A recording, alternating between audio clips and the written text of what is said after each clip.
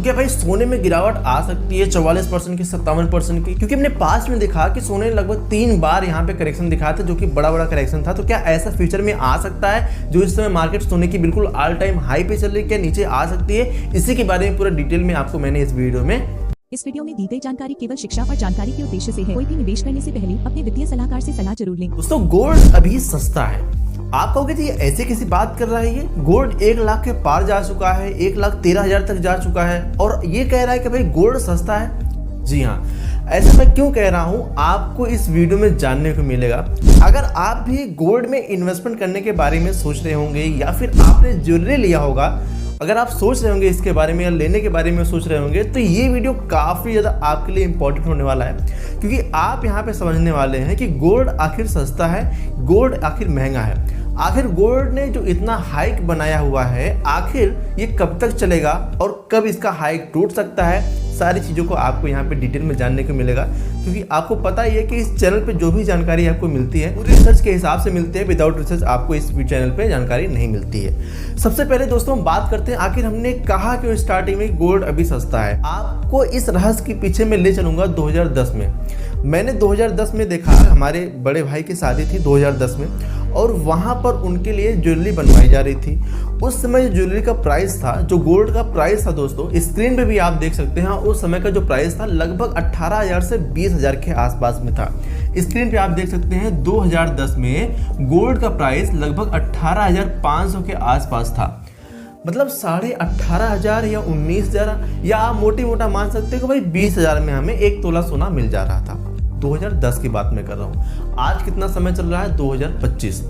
यानी 2025 और 2010 के बीच में जो डिफरेंस है, 15 साल का दोस्तों डिफरेंस है। ठीक है, 15 साल का यहाँ पे डिफरेंस है। और 15 साल में जो सोना बढ़ा है दोस्तों, आज है 1.13 लाख पर 10 ग्राम।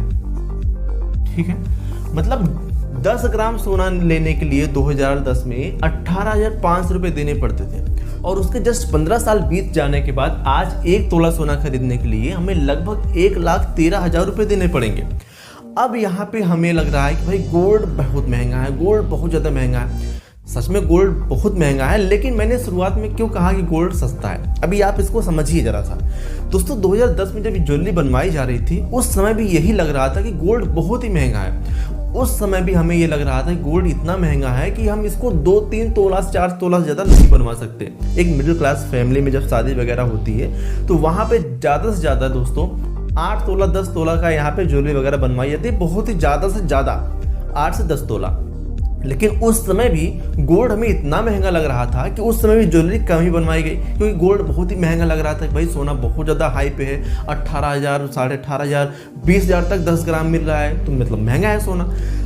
दोस्तों आज का जो समय है, आज भी ये महंगाई 1,13,000 के आसपास प्रति तोला पहुंची है। और अगर आज कोई यहाँ पे अपनी ज्वेलरी बनवाना चाहे, तो भी उसको 5 से 8 तोला कम से कम लगेगा एक शादी के लिए ज्वेलरी बनवाने के लिए। लेकिन वो इंसान बनवाएगा, और यहाँ पर ये 1 लाख के हिसाब से पैसा देगा भी। कहने का मेरा मतलब क्या है, सबसे पहले आप इसको समझिए दोस्तों। उस समय का दौर था, उस समय जो भी कमाई थी वो भी इसी के हिसाब से थी, और जो महंगाई थी उसी के हिसाब से थी।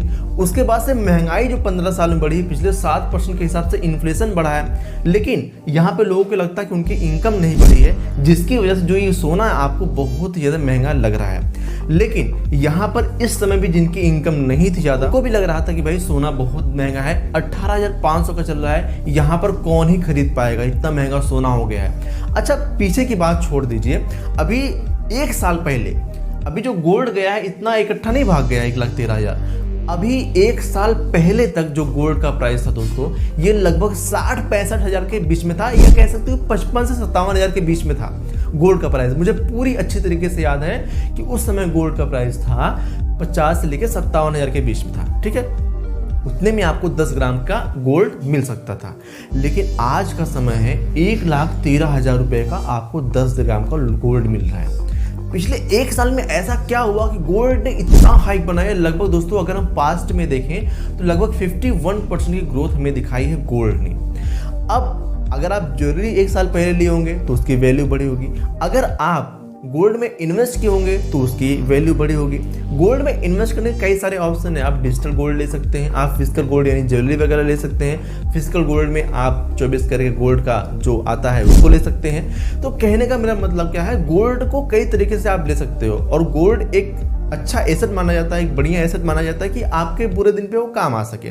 ठीक है, गोल्ड। अब देखिए, जो इन्वेस्टर ये भी अपने पैसे को सेफ बनाने के लिए, सेफ का मतलब ये है जो गोल्ड होता है ये थोड़ा सा जो इक्विटी मार्केट है उनसे सेफ माना जाता है कि गोल्ड में अगर हम इन्वेस्ट करते हैं तो हमारे जैसे बुरे दिन आते हैं या कोई काम आता है तो हमें वो काम आ सकता है, या फिर इक्विटी अगर निगेटिव जाती है तो हमें वो काम आ सकता है। अब दोस्तों यहाँ पे समझने वाली बात क्या है कि गोल्ड अभी भी सस्ता मैंने क्यों बोला, क्योंकि यहाँ से गोल्ड अभी पता नहीं कहाँ जा सकता है और ऊपर भी जा सकता है और नीचे भी जा सकता है, इसकी कोई गारंटी नहीं होती।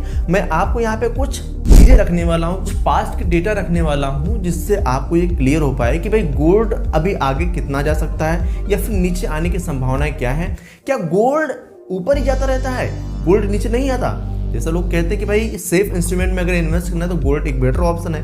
देखो, गोल्ड ऊपर भी जाता है, गोल्ड नीचे भी जाता है, और कितना नीचे जाता है अभी आप देखेंगे तो आप शॉक रह जाओगे कि भाई गोल्ड भी इतना नीचे जा सकता है। अब भाई जो चीज जितनी ऊपर जाती है ऐसा तो है ही नहीं ऊपर ही जाती रहेगी, वो नीचे भी आ सकती है। तो कितना ऊपर जा सकती है, कितना नीचे जा सकती है, और इसके पीछे जो कारण कौन से हो सकते हैं जिसकी वजह से गोल्ड ऊपर और नीचे जा सकता है, सारी चीज़ों को हम डिटेल में एक्सप्लेन करेंगे। अभी 2024 में जब गोल्ड लगभग 50-57 हज़ार के बीच में था तो उस समय हमें खरीदना था। ठीक है, हमें खरीदना था तो हमें लग रहा था यार गोल्ड बहुत महंगा है, आगे चल के हो सकता है कोई ऐसा सीजन आ जाए जहाँ पे गोल्ड थोड़ा सा सस्ता हो तो वहाँ पे अपनी खरीदारी हम कर पाएंगे। और एक साल बाद देखते ही भाई गोल्ड बढ़ता ही गया और आज ये समय हो गया कि भाई 1,13,000 के आसपास पहुँच चुका है। अब यहाँ पर भी हमें ये डर लग रहा है कि भाई यहाँ पे हम गोल्ड लें, हम इन्वेस्ट करें गोल्ड में नहीं करें। मैं बता दूँ आपको, मैं फिजिकल गोल्ड भी लेने वाला था लेकिन मैंने महंगाई को देखकर थोड़ा सा इग्नोर कर दिया।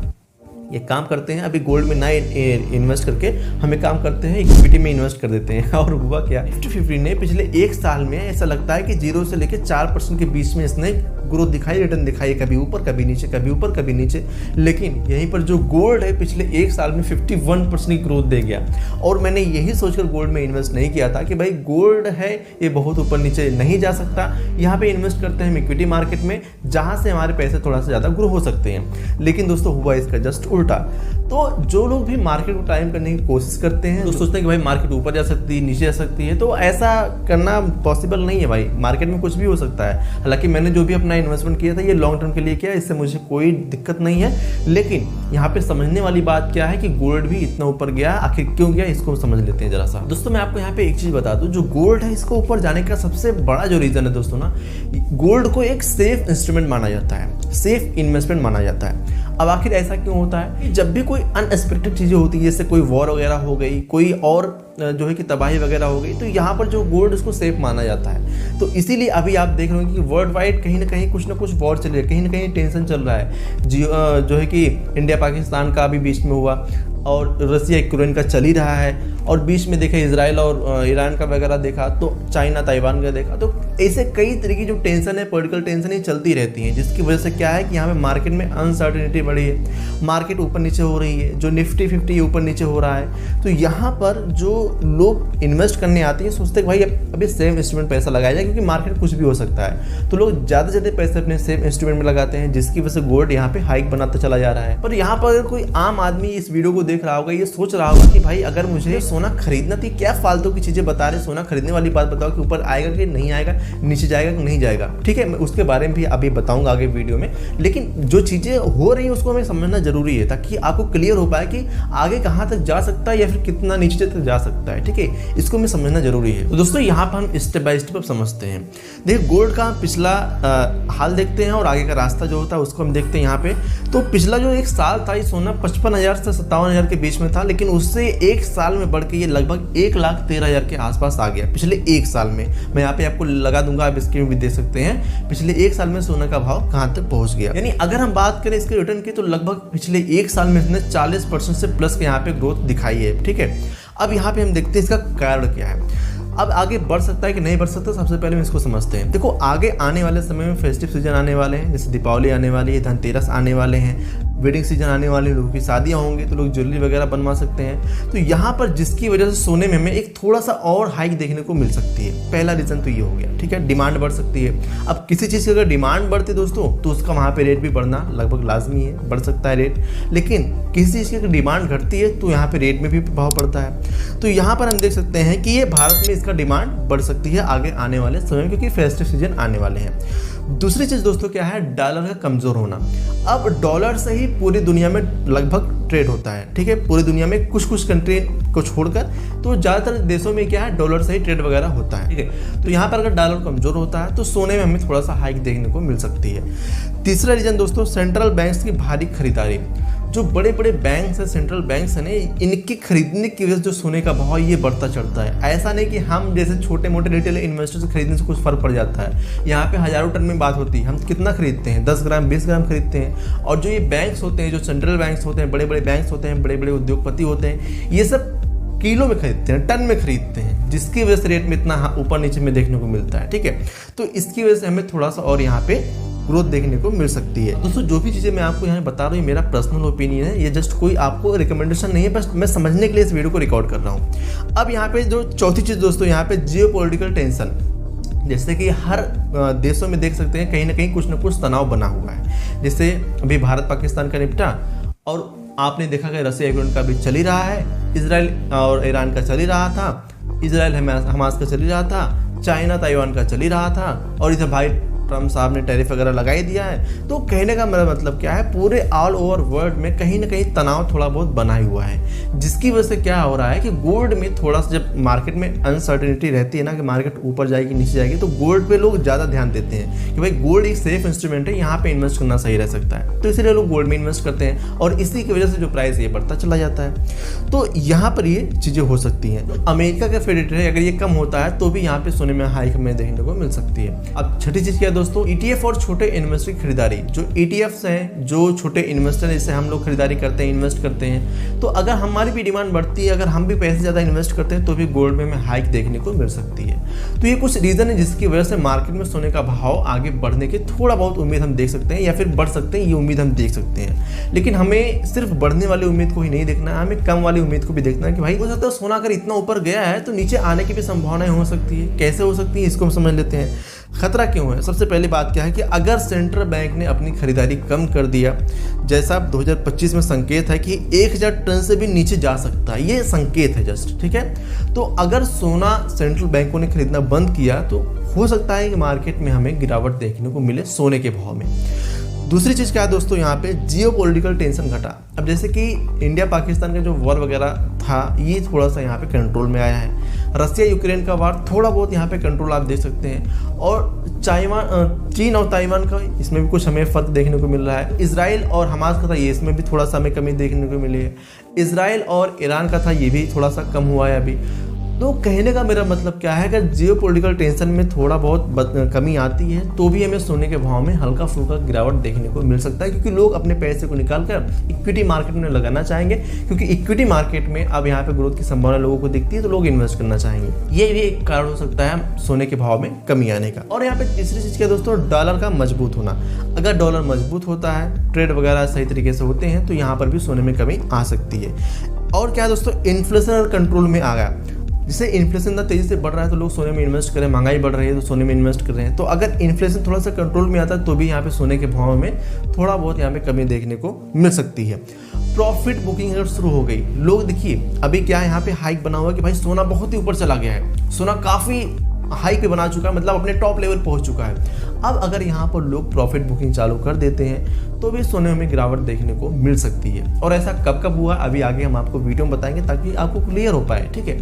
तो जिसकी वजह से क्या है, यहाँ पे प्रॉफिट बुकिंग करने से भी सोने में गिरावट देखने को मिल सकती है, ये एक रीज़न हो सकता है। और इतिहास क्या कहते हैं, सबसे पहले हमें ये समझना है कि पास्ट में ऐसा हुआ है कि नहीं हुआ है, इसको हमें जानना काफ़ी ज़्यादा जरूरी है। देखिए हम बात करते हैं 1980 की, यहाँ पर भी पीक के बाद सोना लगभग 57% तक नीचे आया था। आपको कि भाई सोना 57% तक नीचे आया था, जी हाँ, 1918 में सोना 57% तक नीचे आया था। अब ऐसा वाकया एक ही बार नहीं हुआ था, ऐसा एक दो बार और हुआ। ये 2011 के समय पीक के बाद जो गोल्ड है लगभग 44% तक नीचे आया था। अपने पीक के बाद 2011 में 44% तक सोना नीचे आया था। और यहाँ पर 2020 में भी जब कोविड आया था तो अपने पीक के बाद सोना लगभग 12% तक नीचे आया था। पीक के बाद 12% तक सोना नीचे आया था। तो ऐसा इतिहास में कई बार हो चुका है कि गोल्ड ऊपर जाने के बाद अपने पीक पे पहुंचने के बाद नीचे भी आया है, करेक्शन भी हुआ है। तो ऐसा मान के ना चले कि भाई बिल्कुल ऊपर ही ऊपर जाता रहेगा, भाई नीचे भी आ सकता है, ठीक है। कोई गारंटीड नहीं है, ये मेरा ओपिनियन है, जो रिसर्च बता रही है वही उसी हिसाब से मैं यहाँ पे आपको बताने की कोशिश कर रहा हूँ। अब भाई यहाँ पर अब आम पब्लिक क्या करे, भाई आम पब्लिक को इससे कोई मतलब नहीं है। तो मैं आपको यहाँ पे जरा सा थोड़ा सा शॉर्ट टर्म में कंक्लूजन देना चाहूंगा कि शॉर्ट टर्म में भाई वेडिंग सीजन आने वाली है, यहाँ पे कई सारे फेस्टिव सीजन आने वाले हैं, तो जिसकी वजह से शॉर्ट टर्म में गोल्ड में थोड़ा बहुत बढ़ोतरी देखने को मिल सकती है, ठीक है। और यहाँ पे मिड टर्म की बात करते हैं, जैसे 6 से 12 महीने की बात करते हैं, तो अगर सेंट्रल बैंक ने खरीदारी अपनी घटाई, अगर सेंट्रल बैंक ने खरीदारी अपनी बंद किया, अगर हालात नॉर्मल हुए तो सोना 15 से लेकर 44% तक का लगभग यहाँ पे हमें करेक्शन वगैरह देखने को मिल सकता है। ये कोई गारंटीड नहीं दोस्तों, यहाँ पे एक अनुमान लगाया जा रहा है, ये मेरा है, आपका क्या है आप कमेंट में जरूर बताइएगा, ठीक है। एंड यहाँ पर लॉन्ग टर्म करेक्शन की बात करते हैं तो गोल्ड ने हमेशा नया हाइक बनाया है। जब भी गोल्ड नीचे आया है, गोल्ड ऊपर गया है, तो मार्केट में ऐसा होता ही रहता है कि ऊपर नीचे लगा रहता है। आपको पता है कि गोल्ड एक सेफ इंस्ट्रूमेंट माना जाता है लोगों के द्वारा, लोग इन्वेस्ट करना चाहते हैं, तो गोल्ड ऊपर जाने की संभावना है, एक नया हाइक बनाने की संभावना फिर से बन जाती है, ठीक है।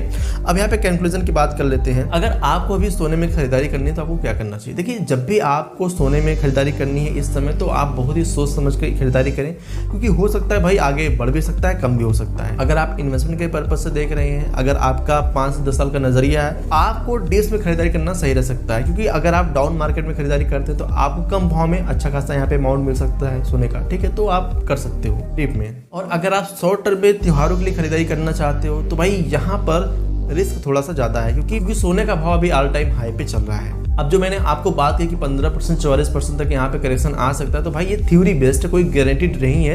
हो सकता है मार्केट में जैसे पास्ट में हमने देखा कि 1980 में, 2011 में, 2020 में ऐसा हमें करेक्शन देखने को मिला, हो सकता है यहाँ पर भी करेक्शन देखने को मिल जाए, लेकिन कोई गारंटीड नहीं है। तो क्या भाई सोने में गिरावट आ सकती है 44% की, 57% की? क्योंकि हमने पास्ट में देखा कि सोने लगभग 3 बार यहाँ पे करेक्शन दिखाया था, जो कि बड़ा बड़ा करेक्शन था। तो क्या ऐसा फ्यूचर में आ सकता है? जो इस समय मार्केट सोने की बिल्कुल ऑल टाइम हाई पे चल रही है, क्या नीचे आ सकती है? इसी के बारे में पूरा डिटेल में आपको मैंने इस वीडियो में बताया। सो आई होप आपको ये वीडियो पसंद आया, कि आपको समझ में आया होगा कि भाई आपको अभी क्या करना है, ठीक है। सो अगर आपको वीडियो पसंद आया तो वीडियो को लाइक कीजिएगा। अगर आप चैनल पहली बार चैनल को सब्सक्राइब नहीं किए हैं तो चैनल को सब्सक्राइब करना बिल्कुल भी मत भूलिएगा, कि हम आपके लिए इसी तरीके से इंटरेस्टिंग वीडियो हमेशा लेकर आते रहते हैं। तो चैनल को सब्सक्राइब करना बिल्कुल भी मत भूलिएगा। बाकी आपकी राय सोने को लेकर क्या है कॉमेंट में जरूर बताइएगा। चलिए मिलते हैं अगली वीडियो में, तब तक के लिए जय हिंद, जय भारत। इस वीडियो में दी गई जानकारी केवल शिक्षा और जानकारी के उद्देश्य से है। कोई भी निवेश करने से पहले अपने वित्तीय सलाहकार से सलाह जरूर लें।